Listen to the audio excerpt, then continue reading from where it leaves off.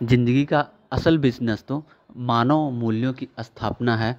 बाकी के मूल्य तो जीवन जीने के एक साधन मात्र हैं। आज की जनरेशन और आज की यूथ इसको टाटा सर से बहुत अच्छे से सीख सकती है। आज पूरी देश और दुनिया से रतन टाटा सर को श्रद्धा सुमन अर्पित किए जा रहे हैं।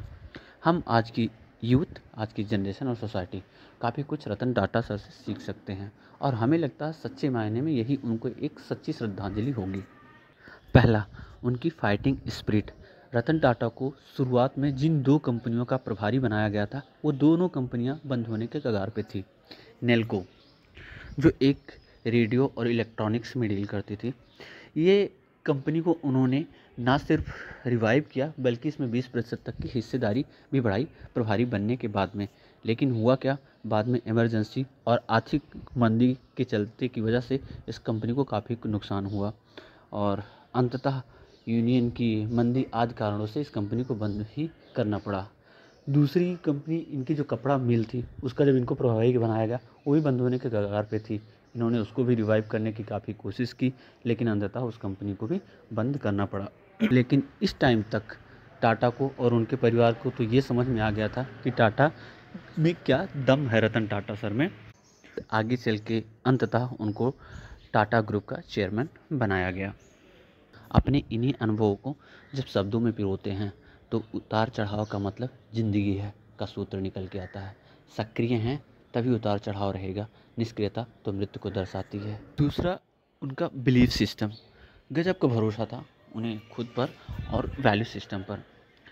रतन टाटा की ड्रीम प्रोजेक्ट था कि भारत की खुद की स्वदेशी निर्मित कार हो और ये उन्होंने पूरा किया इंडिका के रूप में 1998 में।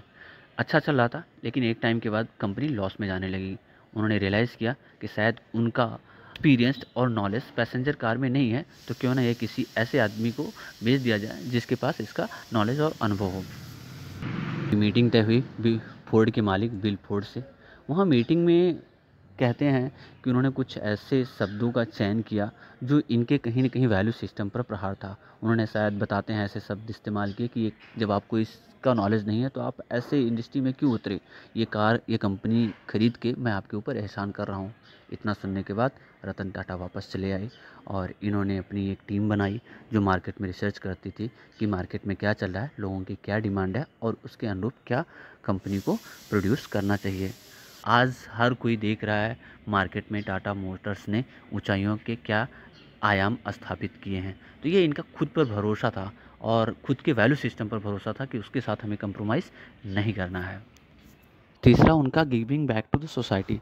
टाटा का नाम अमीरों वाली लिस्ट जब जारी होती है तो उसमें भले टॉप पर ना हो, बट जब डोनेशन देने की बात आती है तो उस लिस्ट में हमेशा टॉप करता है। पिछले 100 साल से ज़्यादा सालों में टाटा ग्रुप ने 7 लाख करोड़ से ज़्यादा का डोनेशन किया है। कोविड के टाइम पर टाटा ग्रुप ने करीब 2000 करोड़ रुपए का डोनेशन किया था। अपने एम्प्लॉयों में से एक भी एम्प्लॉय को इन्होंने फायर ये कहकर नहीं किया था कि कोविड की वजह से हमें फायर करना पड़ रहा है। जहाँ पे सारी दुनिया बड़ी बड़ी कंपनियों अपने एम्प्लॉयों को फायर कर रही थी। 26/11 में मारे गए इनके वर्करों के परिवारों की जिम्मेदारी लेना आदि ऐसे बहुत से एग्जाम्पल हैं जो रतन टाटा दिखाता है कि उन्होंने एक्चुअल में जो गिविंग बैक टू सोसाइटी है उसको चरितार्थ किया है। ज़िंदगी का असल बिजनेस तो मानव मूल्यों की स्थापना है। बाकी के मूल्य तो जीवन जीने के एक साधन मात्र हैं। आज की जनरेशन और आज की यूथ इसको टाटा सर से बहुत अच्छे से सीख सकती है।